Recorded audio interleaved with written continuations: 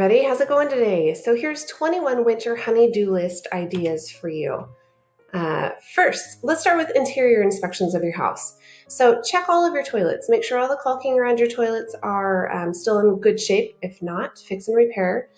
Check your sinks, your showers, your bathtubs, windows, appliances. Windows, you're checking for leaks, seeing if your windows are still up to code and you don't have any moisture inside the windows, things like that.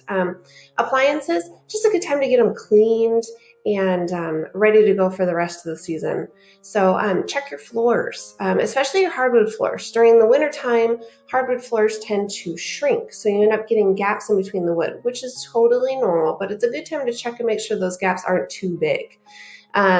Check your cabinets, clean your cabinets out. Do that spring cleaning a little bit early while you can't really be outside.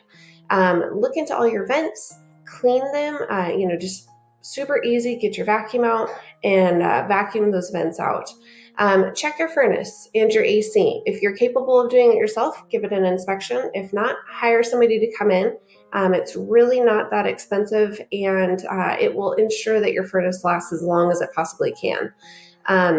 Check your walls. Make sure that you don't see any pockets forming in the walls, thus signifying that maybe you have a leak in your roof or something like that. Your molding.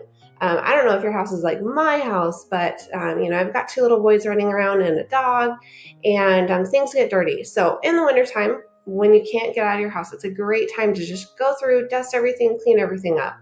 Another thing, if you have ceiling fans, dust those babies. They get really, really dirty. Exterior inspection ideas. Check your roof. If you can get up on your roof, do. If you can't, hire someone to get up on the roof for you. Just make sure that, after we've had some of these windstorms that we've had, that make sure that none of your shingles have blown off of your roof. Walk around your house and check your foundation. Make sure that no pests have dug or eaten their way through it, and just make sure that everything is in as best a shape as it can be. Your walkways, if they have any green fungus mold on them, it's a great time to go out and pressure wash them. And if you're not able to pressure wash them, at least treat them with a mold remover, a mold mildew remover.